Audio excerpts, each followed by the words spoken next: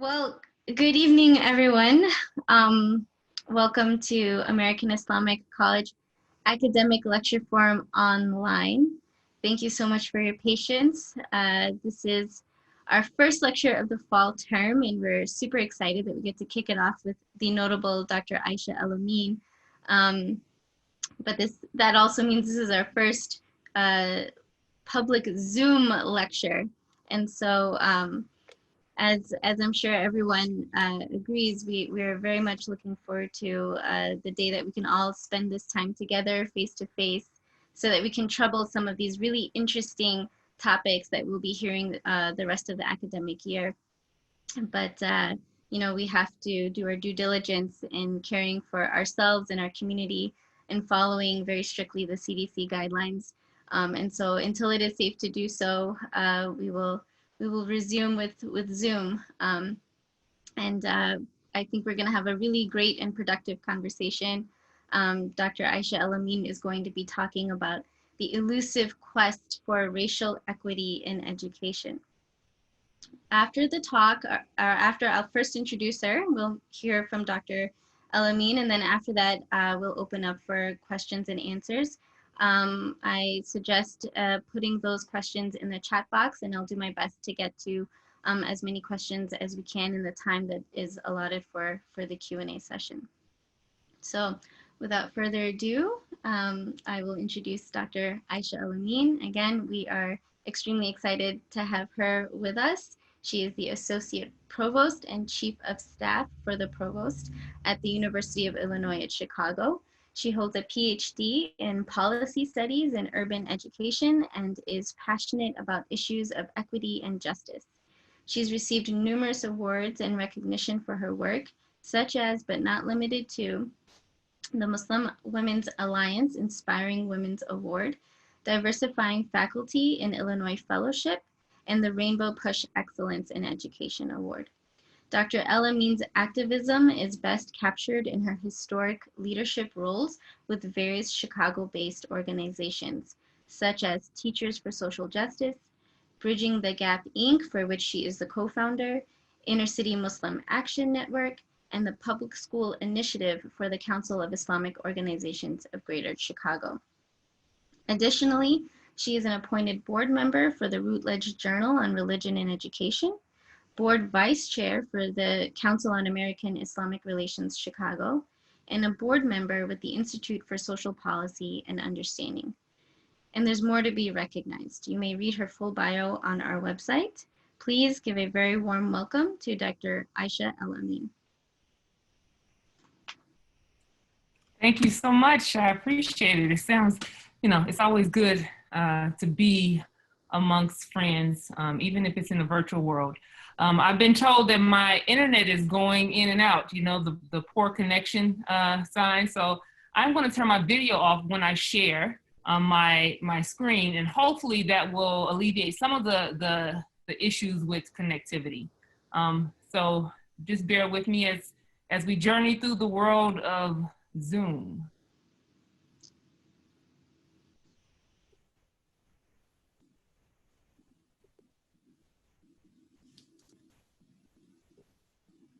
Okay, I should be sharing my screen now. Hopefully you can all see it. So again, welcome. Today, we're going to have a very candid conversation about the elusive quest for racial equity in education. So I want to put this quote up here just so that we start off foundationally at the same place, that racial justice is systemic fair treatment of people of all races, resulting in equitable opportunities and outcomes for all. It's not just anti-racism. It's not just the absence of discrimination and inequities, but it's also the presence of very deliberate systems and supports to achieve and sustain racial equity. That's what we're going to be talking about today.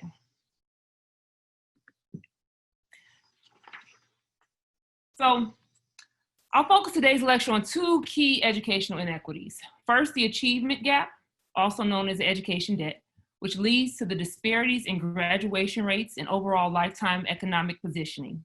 The second is the absence of racially diverse educators, leaders in the pipeline in a nation where the minoritized groups of Black and brown students make up majority of the students in public school spaces. In the next 40 minutes, we will explore both nationally and within the Chicago context, the trenches educational leaders are excavating toward the goal of educational parity, while being unapologetically blunt about the perils of doing so in a larger historical context designed in opposition of this goal. So I'd like to start with just a brief history, because of course, we can't know where we are or where we're going if we don't know where we come from. When exploring the racial inequities in the K through 20 education pipeline in the US, the list is extensive and quite candidly overwhelming.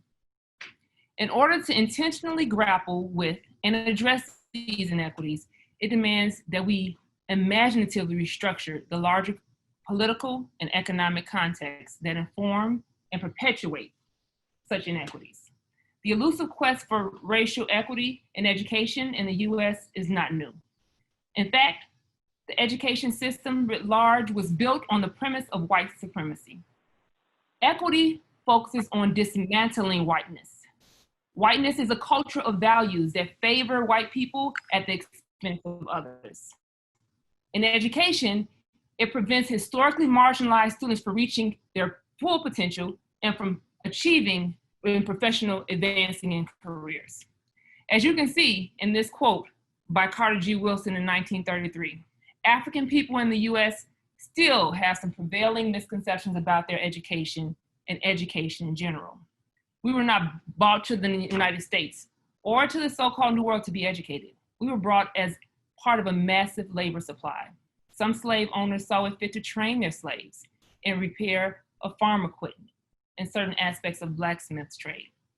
What the slave masters permitted was training, not education. Africans in the United States were trained to serve.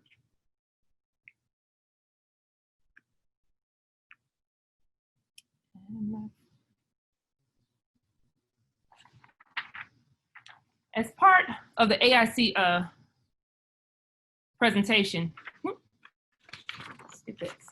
historically, Black and Latinx children across the US have disproportionately received an inadequate and inequitable and culturally irrelevant education. Public education in the US was initially designed for and granted exclusively to white males, wealthy white males. And educating Blacks pre and post-Civil War was illegal and non-compliance was severely penalized. Since educating Blacks was illegal, reading and writing were often taught in secrecy. And within this context, education has historically been a tool for liberation, an inherent part of the Black American experience.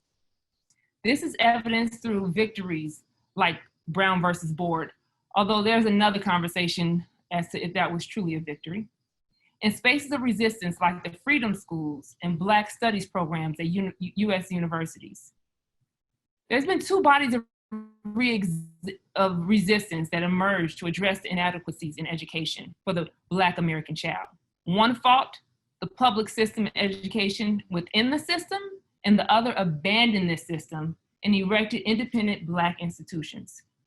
I recall as a young girl on the south side of Chicago, AKA urban, AKA inner city, AKA the hood, I saw firsthand this navigation of Black independent schools with Sister Claire Muhammad School on 79th and Stony. And the oppressive school spaces. I recall just to get me into a school that would teach me, and I'm putting air quotes up, my mother put on our application that we were Native Americans, hoping that we would receive a better education or access to a better education as in a magnet school system in Chicago because we were not Black. Of course, that was not the truth, but that's how we have to resist. And so as part of the AIC presentation, I also want to, my cursor. So here's a few books. As I said, this is not a new problem. Here are some books that I recommend to learn about that history and some of the current day things that are occurring because of the education that, and these books are specifically about Black folks, right? and what's being done in the education system. And the one all the way to the left, their highest potential, talked about the segregated South and how we as African Americans educated ourselves and how productive that was and what that turned out from those teachings. So as part of the ASC presentation, I also wanted to highlight the history of Islamic K-12 education in the US. Many of you already are aware that Islamic education in our nation serves to complement the segregation that is evidenced in the larger society, in the larger school systems, in our neighborhoods. As we know, Chicago is one of the most segregated spaces in the nation. We are a city of neighborhoods. The nation, there's a national outcry for the segregation, the reinvestment in schools with Black and brown students. But this is not the history for Islamic education in America. These educationals were bound by Islam, and their ideological underpinnings and practices are specific to the needs of each community. But they're bifurcated into two. We have the Middle Eastern immigrant Muslim and the Black Muslim school system, right? But the Islamic educational institutions for Black American Muslims were initiated out of concerns of racial and prejudice, as seen in this slide. There were oppressive spaces, so there were other spaces created in education in order to combat that. But the history of Islamic schools, then the creation of those, is quite different. The impetus for the opening of Islamic schools in the immigrant, and I'm using immigrant term very broadly, but mostly in the literature, it talks about the Middle Eastern immigrant in this instance. The impetus for the opening of their schools was very different. The immigrant Muslims in this sense came from every country in the world, with the largest numbers migrating from the Middle East and South Asia. And small numbers of immigrant Muslims arrived in the late 1900s. However, more came after the First and Second World Wars.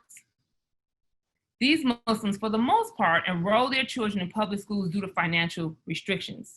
Nonetheless, immigrant Muslims that were able to afford private education had a preference for Christian parochial schools, so their children could receive a moral foundation. But most of the Muslim immigrants who came after 1965 were wealthier and educated professionals. They were socially mobile and understood the importance of education. And they came from countries that emphasized the importance of an Islamic education, thus finding a void in educational options to learn Islam in America. They built American Islamic educational institutions. In Haddad and Smith book, which I'll show you, it goes into that in further detail. But as Sherman Jackson posits in Islam and Black American, looking toward the third resurrection, immigrant Muslims before 9/11 were welcomed into the dominant elite and able to capitalize on the American dream and enjoy the benefits of white privilege. While American whiteness authenticated and enhanced the position of immigrant Muslims, it continued to exert the opposite effect on Black Americans who have preceded them by centuries. So Black Americans focused on educating against the backdrop of racial oppression, and immigrant Muslims' disconnection from that reality contributed to the Black American and immigrant Muslim divide. However, the othering of the immigrant Muslim community after 9/11 increased the communication between these communities. And as we can see, this continues with the communication and attacks that have been against Muslims with the Muslim ban, and I can list them on and on, unfortunately. Here's some books to read about the education of Muslims and the inequities that they are facing in America as well. But although we know that there are inequities, racial inequities in education, we also must pay attention to what is happening. We have an increased racial diversity. So the numbers of Hispanics are growing, and African Americans are growing, and the number of white or Caucasian non-Hispanics are decreasing. So with this trend, we have to ensure that we're paying attention even more so. My argument would be that we should have been paying attention the whole time. But you know, we are in the world now where people have now understood that Black lives do matter. I want to get a little bit into the K-12 school system and what is happening in that space. So if we look at this first chart, we can see this is a prediction from the National Center for Education Statistics and the U.S. Department of Education. And it's just like the last slide. We can see the trend of white going down, Black going down a bit on this as well, and Hispanic population going up, Asian Pacific Islander going up. But again, the diversity is going the other way.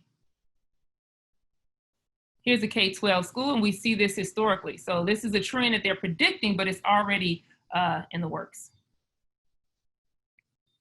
These are also very interesting charts. And it really talks about, this is really about the gaps.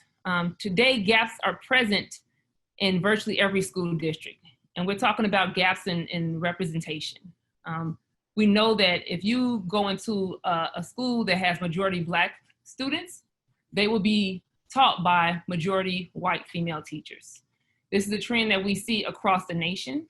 And we know that studies find that having the same race teacher makes Black and Hispanic students more likely to graduate from high school, enroll in college, and even have the choice in their major. And one study looked at Black students who had at least one Black teacher in high school and found that Black teachers were more likely to expect Black students to finish college. And another found that students were more likely to be referred to gifted and talented programs when they had Black teachers. Am I saying that white teachers cannot teach Black students? No, I'm not. What I am saying is that we need to pay attention to why we do not have representation in the classrooms, especially when we know that that makes a difference in the overall achievement and success of students of color. So in the graph on the left, you can see nearly all white students are educated in districts that overrepresent themselves. And on the other side, it is just the opposite for Black students. So what if I took this same graph and I told you, I've had the fortune of going to weekend schools across the nation, even in Canada, to do trainings. What if I told you that majority of the people in weekend schools, teaching Islamic weekend schools, were Christian? You would be appalled because you know that that is not the case. And why would you be appalled? Because there should be representation in every space. This is for the Hispanic students and the Asian students. Interestingly enough, Asian students, it does not show an impact whether their teachers are Asian or not in several studies. Let's skip over to higher education for a minute. So, as you all know, there's protests that are happening all over the nation right now. What I want to ground us in is the understanding that these are not new things. I've had the pleasure of having very candid conversations with my non-Black sisters and brothers who are saying, I didn't know this was happening. I didn't realize it was so bad. So I want to ground us in the conversation that it's not just been so bad with police killings, but it's also been so bad with the education of Black children. And we know that education leads to various access and opportunities later on in life. So this is just a small graphic pictorial of the history of fighting for education in the United States. And as with many other systems, we are still fighting.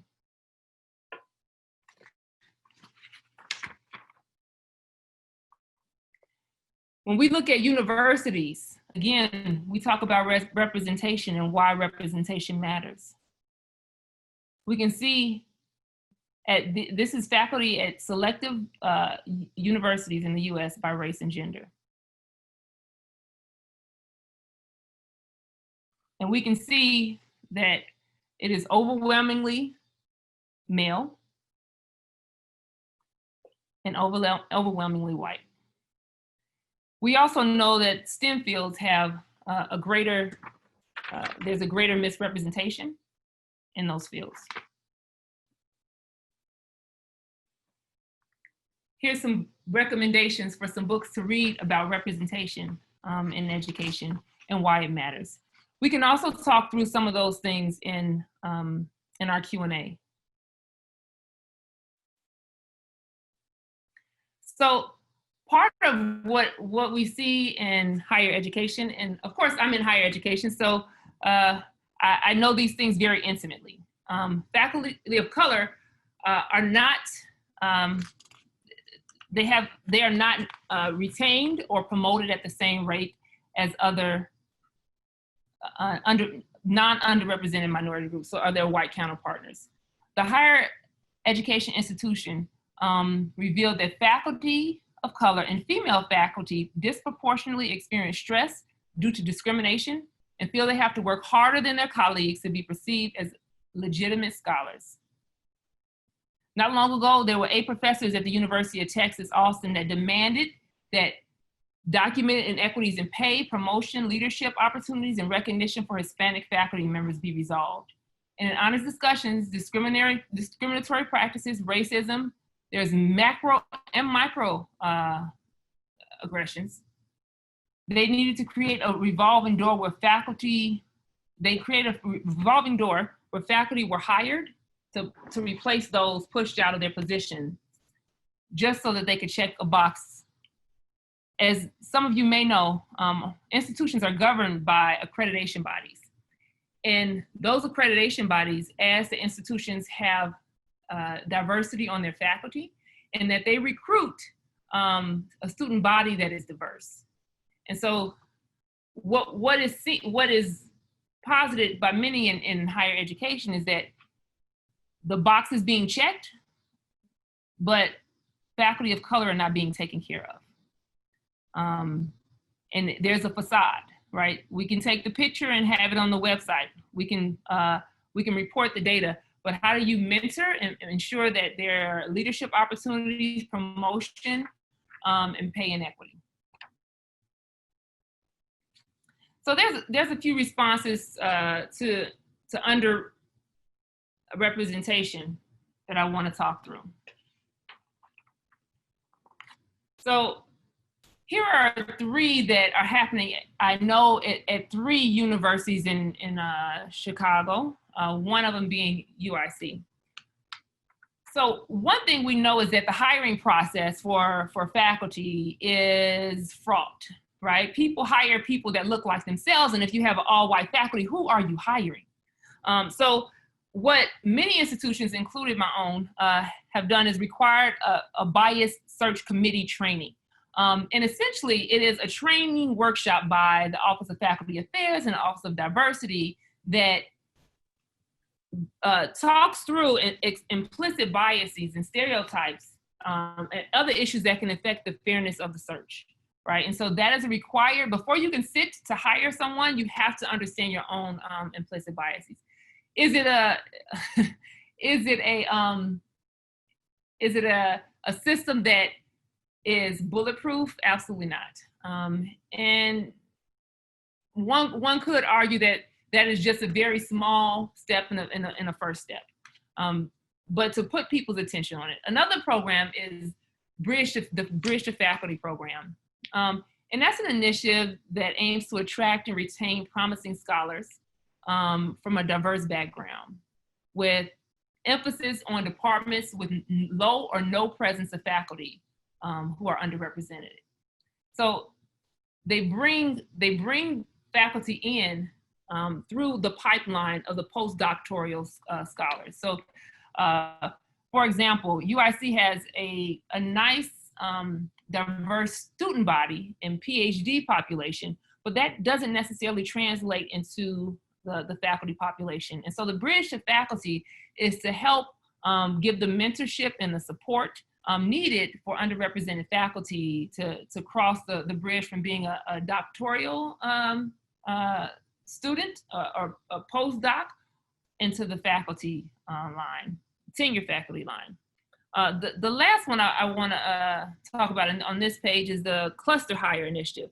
One thing that we see is if you are the only one, the struggle is real. The only Black person at the table, the only scholar of color, the only Black faculty member, unfortunately, or Latinx faculty member, unfortunately, you are going to get all the students of color that want you to help them. You're going to be asked to be on all the diversity committees. You're going to be asked to do more than your share, and it can be isolating. And as we know and previously discussed, there's microaggressions that are continuously occurring when you are the only one and you don't have a community. And so the cluster hire program is to hire in clusters so that you are not the only one in the department. You come in with someone else who has a similar research interest, but part of your hiring process so that we can start building a community of underrepresented faculty.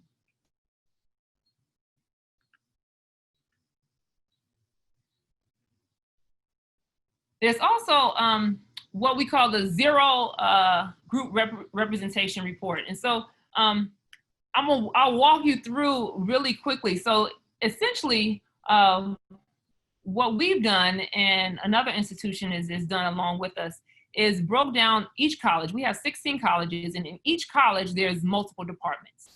Broke down who are in those departments and when they were hired, and the number of searches that were done, and the number of availability of people in that. For College X, Department A, you can see that they had no African American or Latinx faculty from 2008 to 2012. Then they obviously got a Latinx for a while, and then that person left, and that was 2018. And then you can see the number of searches that they've done in this time. So in 2008, they did 5 searches, but they didn't hire any underrepresented faculty member. Again, going down the list, you can see the number of searches that they've done that when they didn't hire.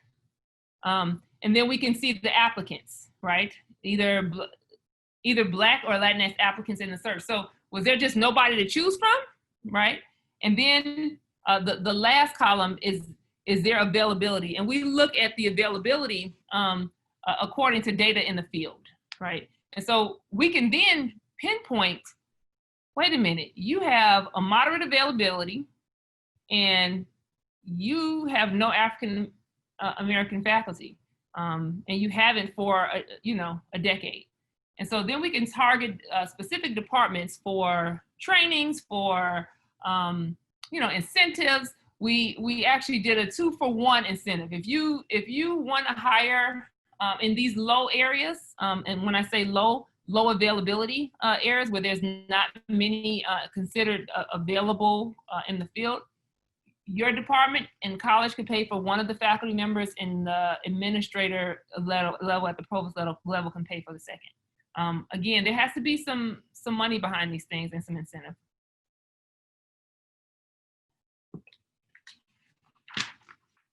So I want to, again, infuse some of the history as we talk through this, because none of this fell out of the sky. When we look at education writ large, we see in this picture, this is Chicago and public education. Although this looks like a lot of non-Black folks. But there's been a fight for education for a very long time. I have one example of Farragut Public High School. It's on Chicago's west side. Some of you may be familiar with it.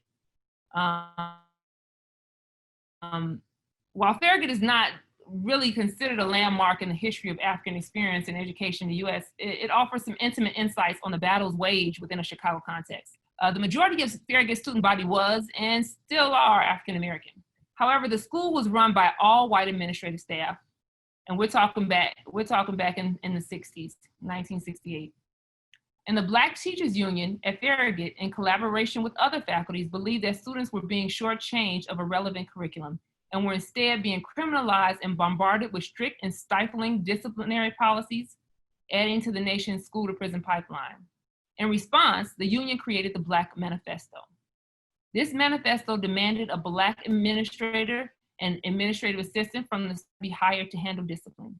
It demanded that Black American history courses be expanded to 1 year with 1 semester dedicated to African culture. And finally, a call for the immediate inclusion of the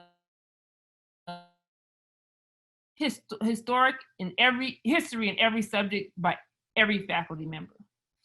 And as part of their 2-day protest, 15 teachers held class in the auditorium and renamed it the Liberation Hall, and used this space to teach Black students their history and literature and poetry.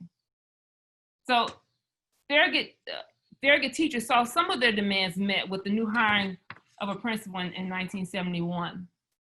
But Farragut High School and Liberation Schools and Freedom Schools are only small vignettes in the long historical struggle parented by folks like Marcus Garvey and Ella Baker and Charles Houston.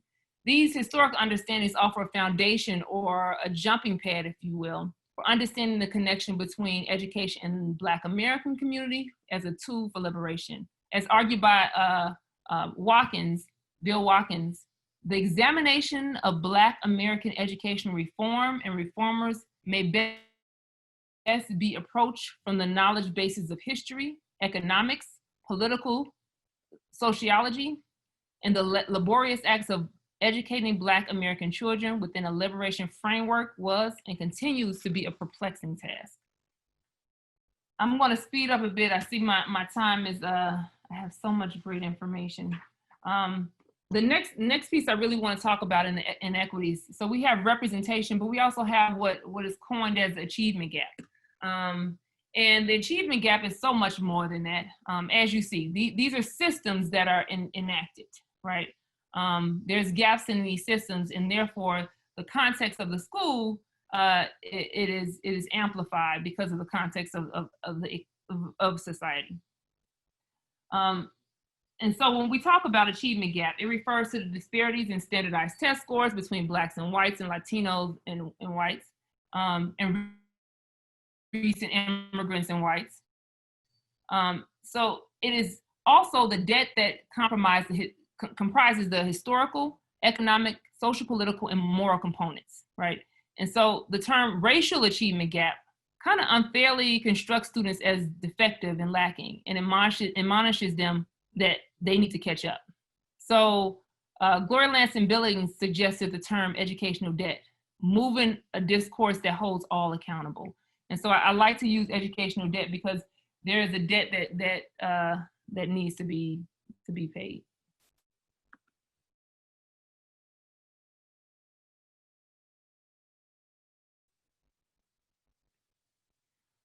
So how does this achievement gap look in reality, right? If we look in higher education, we can see, I pulled just a few schools from Illinois. And again, these are part of the requirements that we make this data available. So you can go and look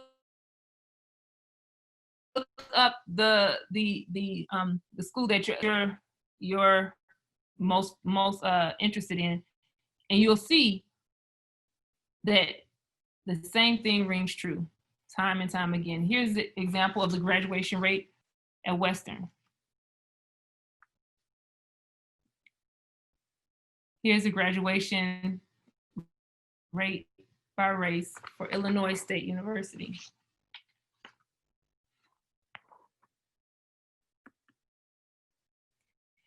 And here we have the University of Illinois system, and this is the 6-year graduation rate. At first look, you'll say, oh, that seems pretty, yeah, everything seems fine. But that's why we have to look deeper. We have to disaggregate the data to try to understand exactly what's going on. And as you can see, the story still rings true. At 80% graduation rate, 80+%. And as you go down the line, you see Latino at 66%, African American at 62%. How are people addressing this? So there's two main points that I want to highlight for people that are addressing this achievement gap, this education debt, as we call it. One is the Illinois Equity and Attainment 2020 equity plans.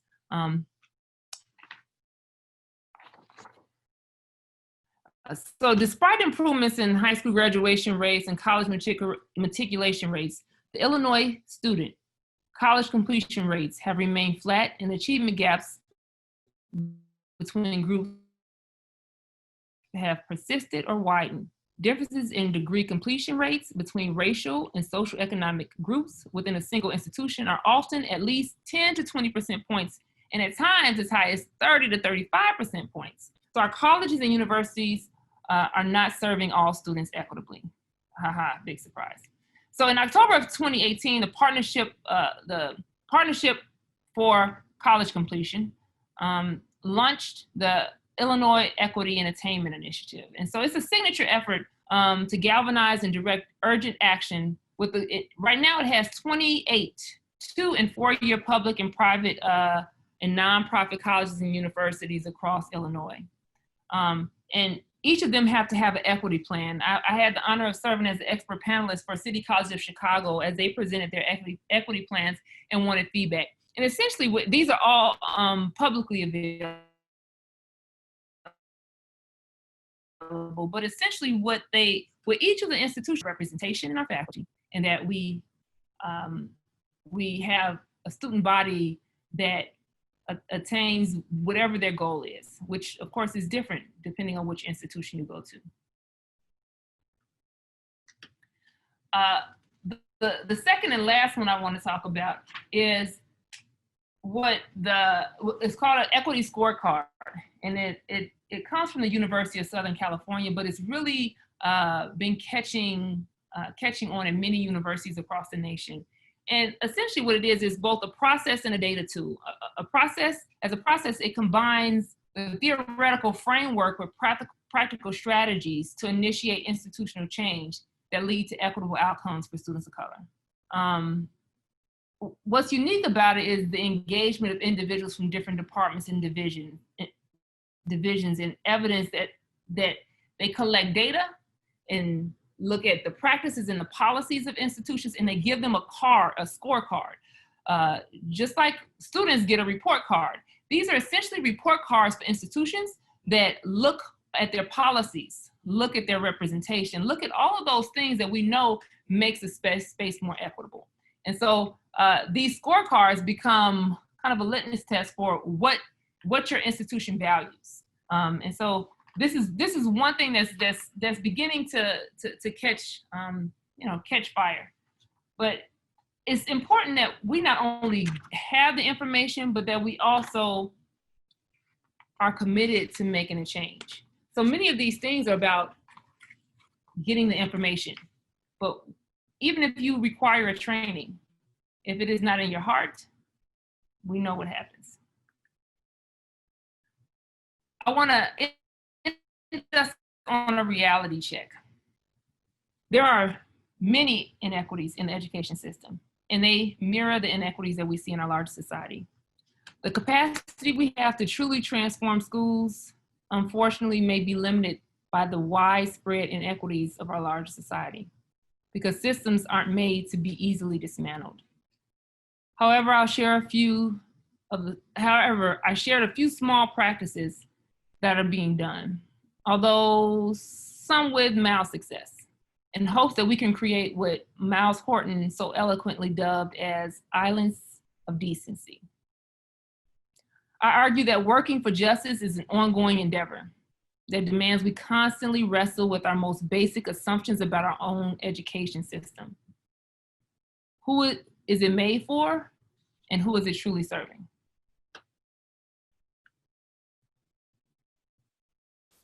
All right, I'm gonna try to turn my camera back on and see what happens as I stop sharing screen.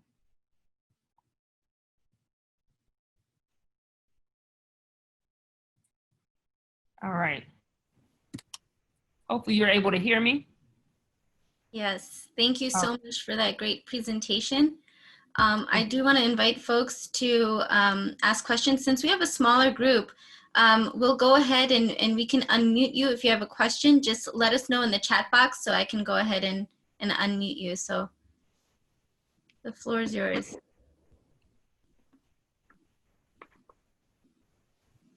I'll start with a question.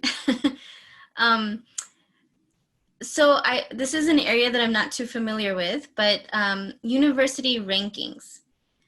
Would a scorecard like the one that you mentioned, or diversity issues, does that play a role at all in university rankings as yes, sort of an incentive for folks to kind of try to do more, or I don't know?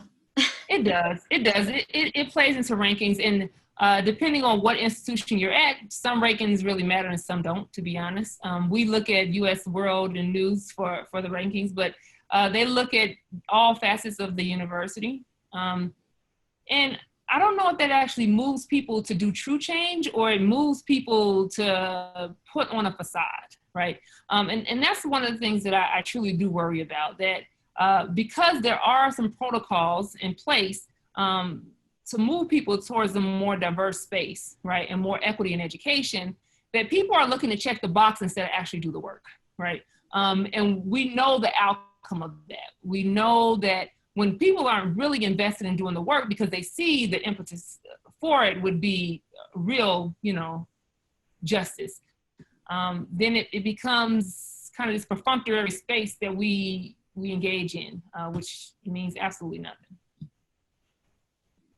Thank you. No problem, Joseph. How are you involved in the Illinois Equity and Attainment Initiative? That.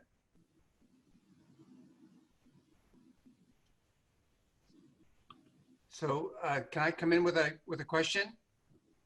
Yes, please. Oh, great. Thank you so much, Dr. Aisha, for being with us tonight and for sharing this. I mean, it's I know this wasn't kind of part of our hidden strategic plan of this evening, but I'm just thinking of all the ways in which we, as a small and upcoming institution, the good thing about AIC is that we're so small, we don't have to dismantle too much. And so I think that it would be wonderful to continue a conversation about developing an equity plan for AIC, because certainly our aspiration is to grow and to diversify the curriculum and to be a different kind of institution, and to be as you said, to kind of become an island of decency within a larger society that is so far from a spirit of real equity and decency. And so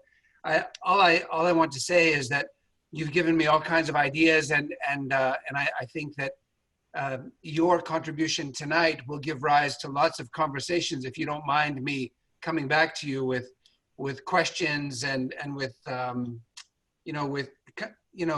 guess seeking guidance as to how we can proactively now lay foundations that will give rise to a very different kind of higher educational environment. Absolutely. I would love to be part of those conversations. That's great. So please feel That's what I wanted to hear. Thank you. Yes, absolutely. Yeah.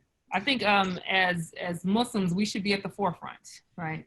Yeah, and there's so much we have to offer this nation, not in terms of converting everybody to Islam, but just in terms of demonstrating a different way of being together, and a different way of upholding one another's dignity and one another's right to be, So I think there's so much potential here. So thank you.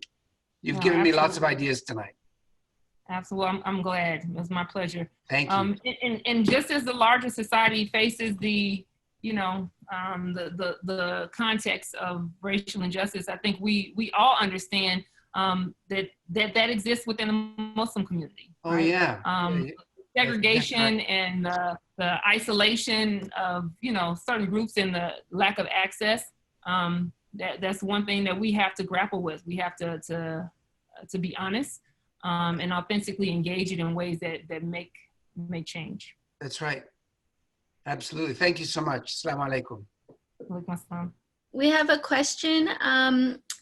There's a question, how do we address the teaching pipeline, i.e. hiring, recruitment, training, and retention of diverse teachers and education administrators?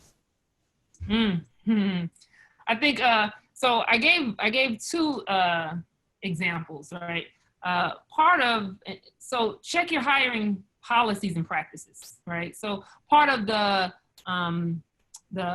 required committee search bias training is you have to make sure that the people that are hiring are not bringing their implicit biases into the hiring space, right? Because you can't hire diverse folks, because I know if I go to an interview and I'm receiving microaggressions, is that a space that I want to be in? No, right? And so I think we have to check those things. But we also, I mean, there's all kinds of things like, look at where you're advertising, right? Are you advertising in diversity magazines? Are you advertising, at spaces where you would get underrepresented folks?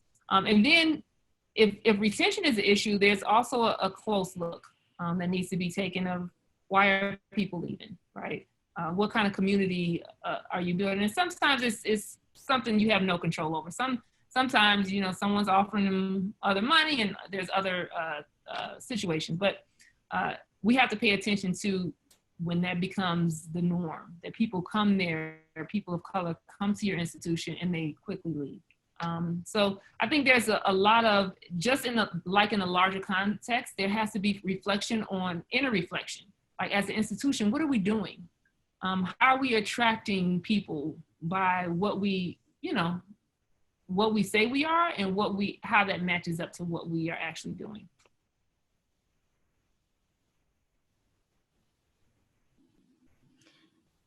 Any more questions? You can unmute yourself. Feel free, I won't bite. There's a question, how can colleges deal with implicit bias?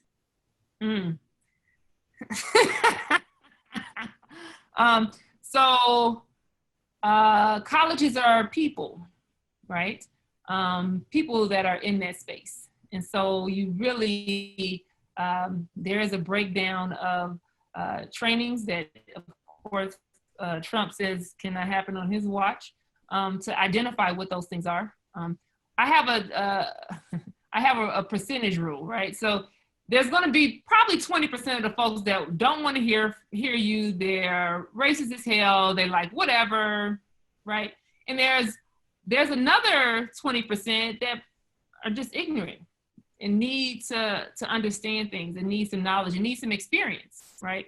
And so how do you create spaces for those experiences and for that knowledge is the question. And is your institution already doing that? Implicit biases are in all of us. But recognizing when they are there and also having a space and a culture that checks people, right?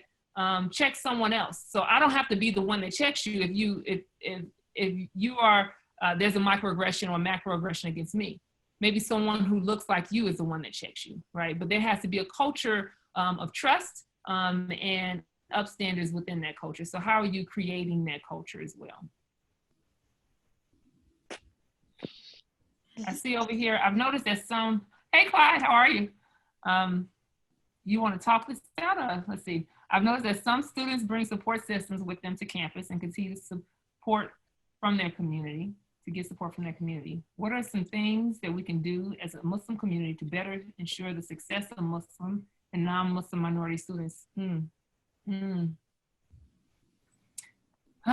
Yes. So, MSAs have been a huge part of ensuring that there is a support system for Muslims. There are also, talking HBCUs now for the most part, but sororities and fraternities also help to assist in that. So what many institutions have done in lieu of some of those other things is they've built affinity groups, right? Almost at exhaustive levels. We are the first university in this. I feel like I'm being braggy, but that's not my intention, because I can also tell you all the things we're not doing right, that we're working on that challenge us. But I think that, so we have affinity groups.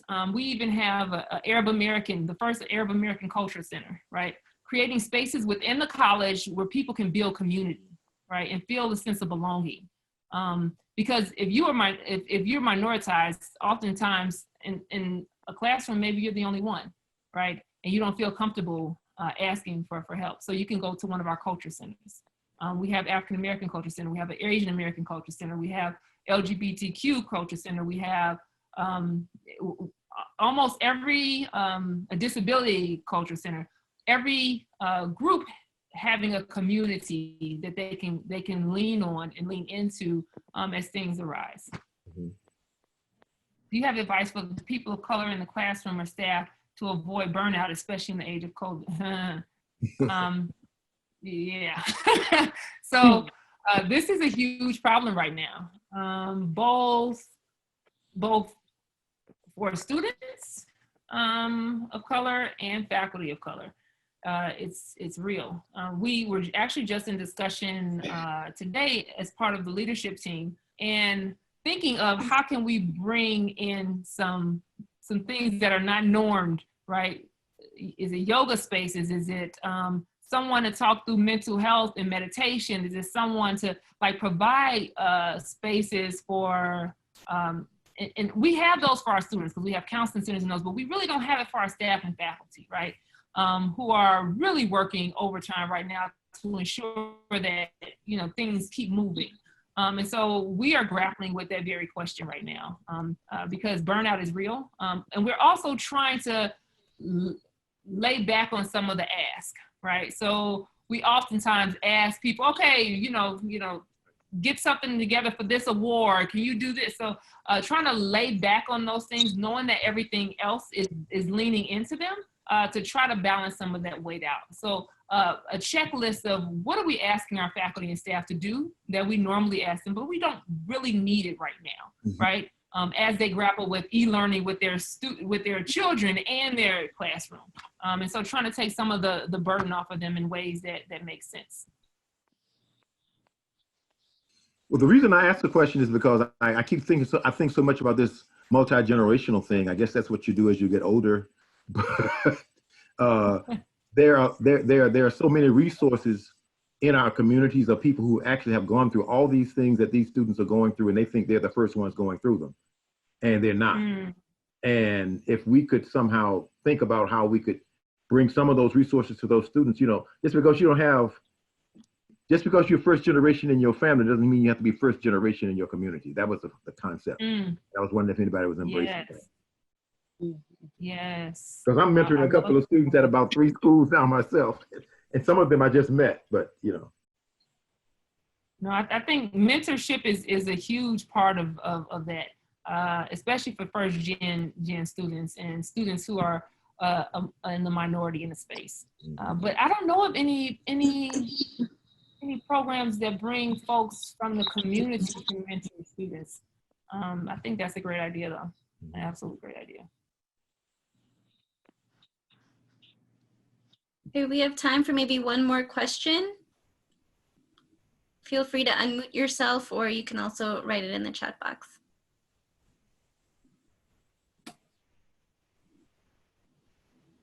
Beyond stereotypes and classifiers these terms, because some of the concrete examples of just that we are people like anyone else. I would like to explain a little more about that, because I was trying to type it very quick. Okay, go ahead. Seeing as I have an associate degree, a bachelor's degree, a master's degree, and now a doctoral degree, I've been through it at all levels, community college all the way up to graduate school. I think one of the biggest problems is people of color, if you want to put it that way, Black and brown, we have a different way of looking at the world that would say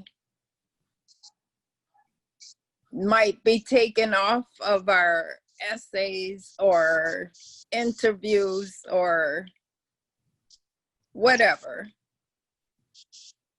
that we would be considered not as intelligent, which is not fair. For example, most people of color, or even most people from other countries, look at the whole picture. Yet if we're going to do assignments, it has to be narrowed down to so little. And then it doesn't make sense, or ours is considered storytelling or whatever. And we may actually know a whole lot more about the subject, if that makes sense. If we were allowed to be able to explain it in different ways, sometimes instead of writing. Do you get what I'm talking about? Yeah. And for us, for those who have been born in this country and have been living here for a while, we do have even a different language, but we don't get credit for it. Somebody who comes over to this country will get English as a second language benefits, for example. But yeah, if you know where I'm coming from, even the way we socialize, all of it, you know, being at a predominantly white schools where nobody says hi to you, nobody invites you out, it's hard. Absolutely. Instead of just being treated just like you would treat anybody else. You know, even being welcome if a person is new to a place. I don't, you know, I guess I get tired of, 3 months, 4 months of anti-racism, read this, read that, when we're just people like anybody else. You can't get that from a book. You get it from just getting to know other people face to face. That's my frustration. No, I hear your frustration. I think this comes naturally to some of us because we know we know that we are people, but unfortunately, you know, everyone doesn't get that. So we are just in a place, I think, as a nation, and I'm hopeful that we're, you know, it's wake up time. But things that seem just like, why wouldn't you know that we deserve the same thing? Why wouldn't you think we would want to be welcome? Why wouldn't you think that, you know, like it's almost asinine to think that people don't actually consider that, but I think our reality says different.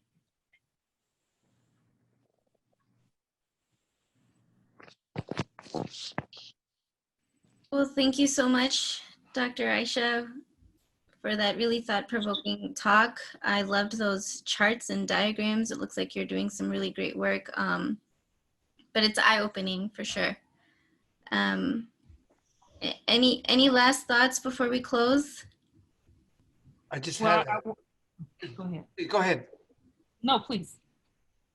No, I just, Sister Hanifa, when you were talking, you sparked a question in me, and that was, and I wanted to ask Dr. Aisha, does, you know, when you're putting together, let's say, an equity plan, you know, you're doing a kind of an equity assessment of a school or a program, do you also look at sort of the diversity of assessment tools? Because I think one of the points that Sister Hanifa raised, which is so important, is that even our assessment tools are laden with all kinds of racist biases that we're unaware of, and we think they're objective tools, but they're not. And so do you also look at that, look at like assessment tools and how an institution is unconscious of its own bias, even when it comes to tests, quizzes, and, you know, the standard array, let's say, of assessment tools? I think you bring up a really good point. I don't think writ large when we're looking at equity plans, especially in the partnership context, that that's something that's looked at. But I think it's looked at wider as far as ACT, SAT, those larger kind of tests, but it doesn't really filter down to the classroom like it should. I think a culturally relevant curriculum is something in K through 12 that is really highlighted a lot. But in higher ed, not as much, because of course, as you know, faculty in higher ed have control over what they're teaching in the classroom and what books that they select and what quizzes and that authority is not the same in the K through 12 space. So a wide sweep and analysis of K through 12 can garner changes that would be a little bit more challenging, not undoable, but a little bit more challenging in the higher ed space. Right. Excellent, thank you. Absolutely. But thank you, AIC, for inviting me. Thank you for, I was having internet issues and then my printer was acting up. So, alhamdulillah, we keep going. But I appreciate your questions. I appreciate being given the opportunity and space to discuss some of the pressing things in education today. Thank you so much. Thank you so much. Yes, we appreciate you. So thank you so much for your time and schooling all of us tonight. Appreciate it. I'd like to invite everyone back on October 14th. We have another lecture, so stay tuned for correspondence regarding that. And I hope everyone has a nice evening. Thank you for joining. Everyone. Thank you so much, Dr. Aisha. Thank you.